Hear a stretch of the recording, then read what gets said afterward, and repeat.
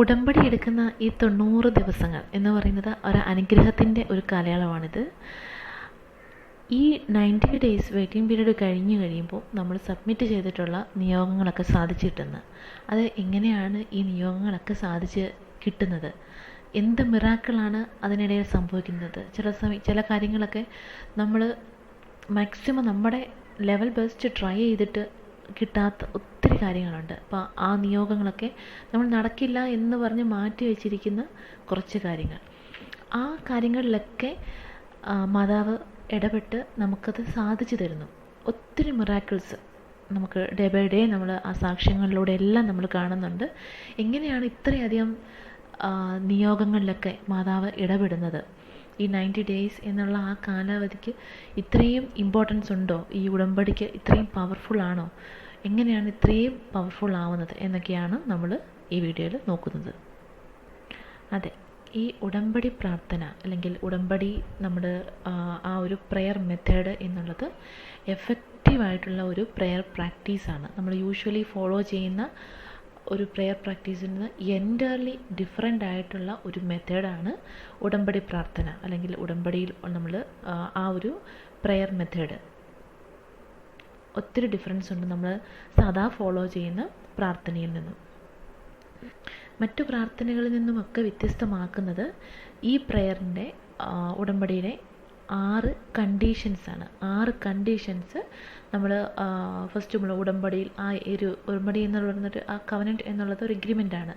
നമ്മളും മാതാവും ആയി ചെയ്യുന്ന ഒരു എഗ്രിമെൻറ്റ്, മാതാവ് വഴി ഈശോയുമായിട്ട് ചെയ്യുന്ന ഒരു എഗ്രിമെൻ്റാണ്. അപ്പോൾ നമ്മൾ ആ ഒരു എഗ്രിമെൻറ്റ് നമ്മൾ സൈൻ ചെയ്യുമ്പോൾ യൂഷ്വലി നമ്മളൊരു എഗ്രിമെൻറ്റ് സൈൻ ചെയ്യുമ്പോൾ നമ്മൾ അതിനകത്തുള്ള ടേംസ് ആൻഡ് കണ്ടീഷൻസ് എല്ലാം റീഡ് ചെയ്ത് നമ്മൾ ആ ടേംസ് ആൻഡ് കണ്ടീഷൻസ് ഫോളോ ചെയ്തോളാം എന്ന് പറഞ്ഞിട്ടാണ് നമ്മൾ സൈൻ ചെയ്യുന്നത്. അതുപോലെ തന്നെ ഉടമ്പടി നമ്മൾ സൈൻ ചെയ്യുമ്പോൾ, ഉടമ്പടി നമ്മൾ എഗ്രി ചെയ്യുമ്പോൾ, ഞാനിത് പാലിച്ചോളാം എന്ന് എഗ്രി ചെയ്യുമ്പോൾ നമ്മൾ ആ പറയുന്ന 6 കണ്ടീഷൻസും മസ്റ്റായിട്ട് ഫോളോ ചെയ്യണം. അപ്പോൾ നമ്മൾ ഈ 6 കണ്ടീഷൻസിനകത്ത് ഈ നമ്മൾ എന്തെങ്കിലും പാലിക്കാതിരുന്നു കഴിഞ്ഞാൽ ആ ഉടമ്പടി പൂർത്തിയാകുകയില്ല, ആ ഉടമ്പടി അതിൻ്റെ കംപ്ലീറ്റ് സ്റ്റേജിൽ എത്തുകയില്ല. അപ്പോൾ നിങ്ങൾ ആരെങ്കിലും ഇങ്ങനെ ഉടമ്പടി എടുക്കാൻ ആഗ്രഹിക്കുന്നുണ്ട്, അല്ലെങ്കിൽ ഉടമ്പടി എടുക്കണം, എൻ്റെ നിയോഗങ്ങളിലെല്ലാം എനിക്ക് ആ ഉടമ്പടി എടുത്ത് ഒരു അത്ഭുതം കാണണം, ഒരു മിറാക്കിൾ സംഭവിക്കണം എന്ന് ആഗ്രഹിക്കുന്നവരാണെങ്കിൽ നിങ്ങൾ ഫോക്കസ് ചെയ്യേണ്ടത് ഈ 6 കണ്ടീഷൻസിലാണ്. 6 കണ്ടീഷൻസ് നമ്മൾ സാറ്റിസ്ഫൈ ചെയ്യാം എന്ന ഒരു ഉറപ്പുണ്ടെങ്കിലാണ് നമ്മൾ ഉടമ്പടി എടുക്കാവുള്ളൂ. ഉടമ്പടിയിലെ 6 കണ്ടീഷൻസും കറക്റ്റായിട്ട് ഫോളോ ചെയ്ത് ഒന്നും സ്കിപ്പ് ചെയ്യാതെ എക്സ്ക്യൂസ് അടിക്കാതെ ഫോളോ ചെയ്യുകയാണെങ്കിൽ നിങ്ങൾ സബ്മിറ്റ് ചെയ്തിട്ടുള്ള 6 നിയോഗങ്ങളിലും മാതാവ് ഇടപെടും. മാതാവ് അതിനകത്ത് എല്ലാം ഒരു റിഫ്ലക്ഷൻ നിങ്ങൾക്ക് ഉറപ്പായിട്ടും തന്നിരിക്കും. കറക്റ്റായിട്ട് നിങ്ങൾ ഫോക്കസ് ചെയ്യാനുള്ളത് ഈ 6 കണ്ടീഷൻസ്, അതിനകത്ത് ഒരു എക്സ്ക്യൂസും വരുത്തരുത്. എങ്കിൽ ഈ 90 ഡേയ്സ് നിങ്ങൾക്ക് ഒരു അത്ഭുതത്തിൻ്റെ എന്ന് തന്നെ നമുക്ക് പറയാം, ഒരു സമയമായിരിക്കും. ആ ടൈം ലിമിറ്റിനുള്ളിൽ നിങ്ങൾക്ക് നിങ്ങളുടെ നിയോഗങ്ങൾ തീർച്ചയായിട്ടും മാതാവ് സാധിച്ചു തരും. ഈവൻ നിങ്ങൾക്ക് എന്തെങ്കിലും ഒരു ലിമിറ്റേഷൻസ് അല്ലെങ്കിൽ എന്തെങ്കിലും ഒരു പ്രശ്നം നിങ്ങളുടെ നിയോഗങ്ങളിൽ നേരിടുന്നുണ്ടെങ്കിൽ ഒരു കാര്യം ഉറപ്പിച്ചോളൂ, അതിനേക്കാട്ടിലും ബെറ്ററായിട്ടുള്ള ഒരു റിസൾട്ട് നിങ്ങളെ വെയിറ്റിംഗ് ആണ്. അതിനായിരിക്കും ചെറിയൊരു കാലതാമസം നിങ്ങളുടെ നിയോഗങ്ങളിൽ നേരിടുന്നത്. ഒരിക്കലും മാതാവ് നമ്മളെ നിരാശരായിട്ട് വിടുകയില്ല. ഈവൻ നിങ്ങൾ എന്തെങ്കിലും ഒരു പ്രശ്നം അല്ലെങ്കിൽ എന്തെങ്കിലും ഒരു ടൈം ലാഗ് നിങ്ങളുടെ നിയോഗങ്ങളിൽ നേരിടുന്നുണ്ടെങ്കിൽ ഉറപ്പിച്ചോളൂ, അതിനേക്കാട്ടിലും ഏറ്റവും ബെസ്റ്റായിട്ടുള്ള ഒരു റിസൾട്ട് നിങ്ങൾക്ക് ലഭിക്കും. അതിനുവേണ്ടി മാതാവ് നിങ്ങളൊന്ന് ജസ്റ്റ് ഒന്ന് വെയിറ്റ് ചെയ്യിക്കുന്നതാണ്. ഉറപ്പായിട്ടും നിങ്ങൾക്ക് നല്ലൊരു റിസൾട്ട് തന്നെ നിങ്ങൾ സബ്മിറ്റ് ചെയ്തിട്ടുള്ള നിയോഗങ്ങളിൽ ഉറപ്പായിട്ടും ലഭിക്കുക തന്നെ ചെയ്യും. ഞാൻ എൻ്റെയും കൂടെ പേഴ്സണൽ ഒരു എക്സ്പീരിയൻസ് വെച്ചിട്ടാണ് പറയുന്നത്. നമ്മൾ ചില കാര്യങ്ങൾ നമ്മൾ സബ്മിറ്റ് ചെയ്യുന്ന കാര്യങ്ങളിൽ എന്താണ് ഒരു ഡിലേ വരുന്നത് അല്ലെങ്കിൽ റെസ്പോൺസ്, പക്ഷേ അത് നമ്മളെ ഒന്ന് മോൾഡ് ചെയ്തെടുക്കുകയാണ് ചെയ്യുന്നത് മാതാവ്. നമ്മൾ അതിനു വേണ്ടി അടുത്ത നല്ലൊരു ബ്ലെസ്സിങ് തരാൻ വേണ്ടിയിട്ട് നമ്മളെ ഒന്ന് റെഡി ആക്കുകയാണ് ചെയ്യുന്നത്. അപ്പം ആ ഒരു കാര്യം കൂടെ നിങ്ങൾ ജസ്റ്റ് മനസ്സിൽ ഓർക്കുക. അതുകൊണ്ട് നിങ്ങളുടെ നിയോഗത്തിൽ മാതാവിൻ്റെ ആ ഇടപെടൽ ഉണ്ടാകാനായിട്ട് നമ്മൾ ഫോക്കസ് ചെയ്യേണ്ട ആ 6 കണ്ടീഷൻസ് കൂടെ ഞാൻ ജസ്റ്റ് ഇവിടെ ഒന്ന് പറയുന്നുണ്ട്. അപ്പോൾ അതൊന്ന് നോട്ട് ചെയ്ത് വെക്കുക. 6 കണ്ടീഷൻസിലായിരിക്കണം നമ്മുടെ ഫോക്കസ്. അതുപോലെ പ്രയറും ഒക്കെ നല്ല രീതിയിൽ ചെയ്യുക. പിന്നെ ഈ പറഞ്ഞിട്ടുള്ള 6 കണ്ടീഷൻസ് അതിൽ നിന്ന് സ്കിപ്പ് ചെയ്യരുത്. സ്കിപ്പ് ചെയ്ത് കഴിഞ്ഞാൽ നമ്മുടെ നിയോഗങ്ങളിലൊക്കെ നമ്മൾ ഉദ്ദേശിക്കുന്ന ഒരു ഫലം ലഭിക്കുകയില്ല. 6 കണ്ടീഷൻസ് കറക്റ്റായിട്ട് ഫോളോ ചെയ്യണം. അപ്പോൾ 6 കണ്ടീഷൻസ് കൂടെ പറയുന്നത്. ഒന്നാമത്തെ കണ്ടീഷൻ, ബൈബിൾ റീഡ് ചെയ്യുക. അത് ഡെയിലി 30 മിനിറ്റ്സ് ബൈബിൾ റീഡ് ചെയ്യുക. ഇപ്പം നമുക്ക് ഒറ്റ സ്ട്രെച്ചിന് ഇന്ന് 30 മിനിറ്റ്സ് റീഡ് ചെയ്യാൻ പറ്റുന്നില്ല എന്നുണ്ടെങ്കിൽ സ്പ്ലിറ്റ് ചെയ്ത്, ഇപ്പോൾ രാവിലെ ഒരു 10 മിനിറ്റ്, ഉച്ചയ്ക്കൊരു കുറച്ച് സമയം, വൈകുന്നേരം കുറച്ച് സമയം, അങ്ങനെ സ്പ്ലിറ്റ് ചെയ്ത് വിട്ടുവാണെങ്കിൽ നമുക്ക് നമ്മുടെ കൺവീനിയൻസ് അനുസരിച്ച് റീഡ് ചെയ്യാം. ഇരിക്കുമ്പോൾ നല്ല ഏകാഗ്രതയോട് കൂടി ഇരുന്ന് ബൈബിൾ വായിക്കുക. ജസ്റ്റ് വായിച്ചു പോകാതെ എന്താണ് പറയുന്നത് എന്ന് ജസ്റ്റ് ഒന്ന് മനസ്സിരുത്തി വായിക്കുക. അപ്പോൾ വായിക്കുന്ന പോർഷൻ നമ്മൾ നല്ല ക്ലിയർ ആയിട്ട് വായിക്കണം. 30 മിനിറ്റ്സ് പെർ ഡേ, 30 മിനിറ്റ്സ്. അതാണ് ആദ്യത്തെ കണ്ടീഷൻ. പിന്നെ ബൈബിൾ വായിക്കുമ്പോൾ അച്ഛൻ പ്രത്യേകം പറയുന്നുണ്ട്, പുതിയ നിയമം വേണം വായിക്കാനെന്ന്. അപ്പോൾ പുതിയ നിയമം എടുത്ത് വായിക്കുക. ഒന്നെങ്കിൽ ജസ്റ്റ് സ്റ്റാർട്ട് തൊട്ട് എൻഡ് വരെ എന്ന രീതിയിൽ ഫോളോ ചെയ്യുക. അല്ല നിങ്ങൾക്ക് ജസ്റ്റ് ഓപ്പൺ ചെയ്ത് വായിക്കുന്നതാണ് കംഫർട്ടെങ്കിൽ അങ്ങനെ വായിക്കാം. അപ്പോൾ പുതിയ നിയമം വേണം വായിക്കാൻ. Per day 30 minutes Bible reading ആണ്. 30 മിനിറ്റ്സ് പെർ ഡേ. അതാണ് ഒന്നാമത്തെ കണ്ടീഷൻ. അപ്പോൾ അതൊന്ന് ജസ്റ്റ് ഒരു പേപ്പറിൽ വല്ലതും നോട്ട് ചെയ്ത് വെക്കുക. രണ്ടാമത്തെ കണ്ടീഷൻ, ഫാസ്റ്റിംഗ്. ആഴ്ചയിൽ ഒരു പ്രാവശ്യം ഫാസ്റ്റിംഗ് ഉണ്ടായിരിക്കണം. അത് വെനസ്ഡേ ഓർ സാറ്റർഡേ, ഏതാണോ നിങ്ങളുടെ കൺവീനിയൻ്റ് അനുസരിച്ചുള്ള ദിവസം ഏതാണോ അന്ന്. ഒന്നെങ്കിൽ വെനസ്ഡേ നിങ്ങൾക്ക് ഫോളോ ചെയ്യാം, അല്ല എന്നുണ്ടെങ്കിൽ സാറ്റർഡേ. ആഴ്ചയിൽ ഒരു ദിവസം ഉപവസിക്കുക. അതാണ് രണ്ടാമത്തെ കണ്ടീഷൻ. മൂന്നാമത്തെ കണ്ടീഷൻ, നമ്മുടെ അച്ഛൻ അപ്ലോഡ് ചെയ്യുന്ന വീഡിയോസ് ഉണ്ട്. Father VB Joseph official, Kripasanam official website എന്നുള്ള യൂട്യൂബ് ചാനലുണ്ട്. അത് ഫോളോ ചെയ്യുക.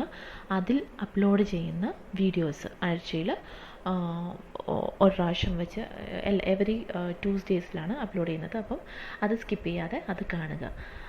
അതാണ് ഒരു കണ്ടീഷനായിട്ടുള്ളത്. അപ്പം അച്ഛൻ അതിനകത്ത് ഒത്തിരി ടോക്സൊക്കെ ഷെയർ ചെയ്യും, ഒത്തിരി സാക്ഷ്യങ്ങളൊക്കെ പറയാറുണ്ട്. അപ്പോൾ അത് സ്കിപ്പ് ചെയ്യാതെ കാണുക എന്നുള്ളത് തേർഡ് കണ്ടീഷൻ. ഫോർത്ത് കണ്ടീഷൻ, കൃപാസനത്തിൽ നിന്ന് നമുക്ക് ലഭിക്കുന്ന പത്രങ്ങളുണ്ട്. കൃപാസനത്തിൽ നമ്മൾ ഉടമ്പടി എടുക്കാൻ പോകുമ്പോൾ കൃപാസനത്തിൽ നിന്നും നമുക്ക് പത്രം ലഭിക്കും. അപ്പോൾ അത് മറ്റുള്ളവരിൽ ഷെയർ ചെയ്ത് കൊടുക്കുക എന്നാണ് നാലാമത്തെ കണ്ടീഷൻ. കൃപാസനത്തിൽ അപ്പോൾ നമ്മളിപ്പോൾ പറയുമ്പോൾ ജസ്റ്റ് ഒരു കടമ ചെയ്യുന്നത് പോലെ കൊടുക്കാതെ ഷെയർ ചെയ്യുമ്പം, പത്രം കൊടുക്കുമ്പോൾ നമ്മൾ നമ്മുടെ എക്സ്പീരിയൻസും നമ്മളവിടെ പോയിട്ടുള്ള അതും ഒക്കെ നമുക്ക് ലഭിച്ചിട്ടുള്ള അനുഗ്രഹങ്ങളും ഒക്കെ ഷെയർ ചെയ്ത് മാതാവിനെ പറ്റി ജസ്റ്റ് ഒന്ന് പറഞ്ഞിട്ട് കൊടുക്കുക. നല്ലൊരു എക്സ്പീരിയൻസ് ആയിരുന്നു, കൃപാസനത്തിൽ നിങ്ങളൊന്ന് പോകണം, ഒത്തിരി സാക്ഷ്യങ്ങളുണ്ട്. ഇതുപോലെ യൂട്യൂബിലൊക്കെ ഒത്തിരി സാക്ഷ്യങ്ങളൊക്കെ അച്ഛനിങ്ങനെ അപ്ലോഡ് ചെയ്യുന്നുണ്ട്. അപ്പോൾ അതൊക്കെ ഒന്ന് കാണണം. ജീവിതത്തിൽ നമുക്ക് ഒത്തിരി അടയാളങ്ങളും അത്ഭുതങ്ങളും ഒക്കെ ലഭിക്കുന്ന ഒരു സാന്നിധ്യം ഒക്കെ നമുക്ക് അവിടെ നിന്ന് ലഭിക്കുന്നുണ്ട്. അപ്പോൾ തീർച്ചയായും നിങ്ങളും അതെല്ലാം ഒന്ന് കാണണം എന്ന് പറഞ്ഞിട്ട് മാതാവിൻ്റെ ആ ഒരു എക്സ്പീരിയൻസൊക്കെ, നിങ്ങൾക്ക് ലഭിച്ചിട്ടുള്ള എക്സ്പീരിയൻസൊക്കെ ഒന്ന് ഷെയർ ചെയ്ത്, അല്ലെങ്കിൽ മറ്റുള്ളവരുടെ ആണെങ്കിൽ പോലും എക്സ്പീരിയൻസൊക്കെ ഒന്ന് ഷെയർ ചെയ്ത് കൊടുത്തുകൊണ്ട് തന്നെ ആ പത്രങ്ങളെല്ലാം വിതരണം ചെയ്യാനായി ശ്രദ്ധിക്കണം. അതാണ് അടുത്ത കണ്ടീഷൻ. പിന്നെ അടുത്ത ഫിഫ്ത്ത് കണ്ടീഷൻ എന്നുള്ളത്, നമ്മൾ പാപങ്ങൾ, നമ്മളെ അഫക്റ്റ് ചെയ്തിട്ടുള്ള പാപങ്ങളെല്ലാം ജസ്റ്റ് നോട്ട് ഡൗൺ ചെയ്തിട്ട് ഒന്ന് ഓർത്തെടുത്തിട്ട് ആ പാപത്തിൻ്റെ മേഖല കംപ്ലീറ്റ് ആയിട്ട് ഒഴിവാക്കുക. പാപങ്ങളെല്ലാം വെറുത്തുപേക്ഷിക്കാനാണ് പറഞ്ഞത്. ക്രിസ്ത്യൻസ് ആണെങ്കിൽ നമുക്ക് കൺഫെഷൻസ് ഉണ്ട്, കുമ്പസാരങ്ങൾ ആഴ്ചയിൽ ഒന്ന്, അല്ല മന്ത്ലി ട്വൈസോ എങ്ങനെയാണെന്ന് വെച്ചാൽ നമ്മുടെ ആ ഒരു ലെവൽ അനുസരിച്ച് കൺഫെഷൻസ് റെഗുലറായിട്ട് കുമ്പസാരിക്കുക. അതാണ് ഫിഫ്ത്ത് കണ്ടീഷൻ. ഇപ്പം അക്രൈസ്തവരായിട്ടുള്ളവരാണെങ്കിൽ നിങ്ങളെ ആ പാപമേഖലകളെല്ലാം ഒന്ന് ജസ്റ്റ് ഒന്ന് നോട്ട് ഡൗൺ ചെയ്തിട്ട് അത് കംപ്ലീറ്റ് ആയിട്ട് ഏതൊക്കെ പാപങ്ങളാണ് ഞാൻ ഉപേക്ഷിക്കേണ്ടത് എന്ന് നോട്ട് ഡൗൺ ചെയ്ത്, നമ്മുടെ പാപങ്ങളെ കുറിച്ച് നമുക്കാണ് വ്യക്തമായിട്ട് അറിയാവുന്നത്. അപ്പം ആ പാപങ്ങളും പാപ സാഹചര്യങ്ങളും പാപത്തിൻ്റെതായ എല്ലാ മേഖലകളും കംപ്ലീറ്റ് ആയിട്ട് ഉപേക്ഷിക്കാം. പൂർണ്ണമായിട്ടും പാപവിമുക്തമായിട്ടുള്ള ഒരു ടൈം പീരീഡ് ആയിരിക്കണം ഈ 90 ഡേയ്സ് എന്നുള്ളത്. അപ്പോൾ അതാണ് ഫിഫ്ത്ത് കണ്ടീഷൻ. ഇനി 6th കണ്ടീഷൻ എന്നുള്ളത് നമ്മുടെ മേഴ്സിഫുൾ ആക്ട്സ് എന്ന് പറഞ്ഞ കാരുണ്യ പ്രവൃത്തികൾ. ഈ ആഴ്ചയിൽ ഒന്ന് വെച്ചിട്ട് കാരുണ്യ പ്രവൃത്തികളിൽ നമ്മൾ എന്തെങ്കിലുമൊക്കെ കാരുണ്യ പ്രവൃത്തികൾ ചെയ്യണം. ഒന്നുകിൽ നമുക്ക് രോഗികളെ ശുശ്രൂഷിക്കാം, അല്ലെങ്കിൽ ഹോസ്പിറ്റലിൽ വിസിറ്റ് ചെയ്യാം, അവർക്ക് ആവശ്യമുള്ള സഹായങ്ങൾ ചെയ്യാം. പിന്നെയുള്ള ഒരു കാരുണ്യ പ്രവൃത്തി എന്നുള്ളത് നമുക്ക് വിശക്കുന്നവർക്ക് ആഹാരം കൊടുക്കാം. ഇപ്പം ഒത്തിരി ആളുകളൊക്കെ വഴികളിലൊക്കെ ഫുഡില്ലാതൊക്കെ വിഷമിക്കുന്നവരുണ്ട്. അപ്പോൾ ആഴ്ചയിൽ ഒന്ന് വെച്ച് നമ്മൾ ആ ഫാസ്റ്റ് ചെയ്യുന്ന ഒരു ദിവസം ഉണ്ടല്ലോ, അപ്പോൾ നമ്മുടെ ആ ഒരു പങ്ക് കഴിക്കുന്നുള്ള ആ ഒരു ഭക്ഷണത്തിൻ്റെ ആ പങ്ക് മറ്റുള്ളവർക്കായിട്ട് കൊടുക്കുക. ആഹാരം കഴിക്കാനില്ലാത്തവർക്ക് നമ്മുടെ ആ ഒരു വീക്കിൽ നമ്മൾ ഉപേക്ഷിക്കുന്ന ഉപവാസത്തിൽ നമ്മൾ ഇരിക്കുന്ന ദിവസം ഉണ്ടല്ലോ, ആ ഒരു പങ്ക് നമ്മൾ മറ്റുള്ളവർക്കായിട്ട് കൊടുക്കുക. ഭക്ഷണം കഴിക്കാനില്ലാത്തവർക്ക് ആഹാരം കൊടുക്കുക. അതാണ് ഒരു കാരുണ്യ പ്രവൃത്തിയായിട്ടുള്ളത്. അതുപോലെ കാരുണ്യ പ്രവൃത്തിയിൽ നമുക്ക് പലത് ചെയ്യാം. രോഗികളെ ശുശ്രൂഷിക്കാം, ആഹാരമില്ലാത്തവർക്ക് ആഹാരം കൊടുക്കാം, വസ്ത്രമില്ലാത്തവർക്ക് വസ്ത്രങ്ങൾ കൊടുക്കാം. അങ്ങനെ നമ്മൾക്ക് ഏതാണോ ഉള്ള ഒരു കാരുണ്യ പ്രവൃത്തി അത് ആഴ്ചയിൽ ഒന്ന് വെച്ച് പോലെ അനുഷ്ഠിക്കുക. ആ 6 കണ്ടീഷൻസ് കറക്റ്റായിട്ട് ഫോളോ ചെയ്യുക. പിന്നെ നമ്മുടെ കൃപാസനത്തിനകത്തുള്ള prayers, morning and evening prayers ഉണ്ട്. ക്യാൻഡിൽസ് കത്തിച്ചുകൊണ്ടുള്ള, മോർണിംഗ് ആണെങ്കിൽ ഗ്രീൻ കളർ ക്യാൻഡിൽ കത്തിച്ചുകൊണ്ടുള്ള പ്രത്യക്ഷീകരണ പ്രാർത്ഥന ചെല്ലുക. അതുപോലെ ഈവനിങ് ആണെങ്കിൽ ഗ്രീൻ കളർ ക്യാൻഡിൽ കത്തിച്ചിട്ട് ഈവനിങ് ഉള്ള പ്രെയർ ചൊല്ലുക. അപ്പോൾ ആ പ്രേയേഴ്സ് എല്ലാം അവൈലബിൾ ആണ്. നമുക്ക് അവിടെ ചെല്ലുമ്പോൾ കൃപാസന ഉടമ്പടി എടുക്കുമ്പോൾ നമുക്കൊരു ബുക്കും ക്യാൻഡിൽസും എല്ലാം നമുക്ക് തരും. പിന്നെ നമുക്ക് ലഭിച്ചിട്ടുള്ള നേർച്ച വസ്തുക്കളൊക്കെ വിശ്വാസത്തോടു കൂടി ഉപയോഗിക്കുക. അതുപോലെ നമുക്ക് ലഭിച്ചിട്ടുള്ള കാശുരൂപം, കൃപാസനത്തിലെ അമ്മയുടെ കാശുരൂപം നമ്മൾ ഒന്നെങ്കിൽ നമ്മുടെ കൊന്തയിലായിട്ട് ഉപയോഗിക്കുക, അല്ലാതെ നമ്മൾ എപ്പോഴും ഹാൻഡി ആയിട്ട് കൊണ്ടുപോകാൻ പറ്റുന്ന എന്തെങ്കിലും ഉണ്ടെങ്കിൽ അങ്ങനെ വിശ്വാസത്തോടു കൂടി ആ കാശുരൂപവും കൃപാസനത്തിന് വെച്ച നേർച്ച വസ്തുക്കളുമൊക്കെ വിശ്വാസത്തോടു കൂടി പ്രാർത്ഥനയോടു കൂടി ഉപയോഗിക്കുക.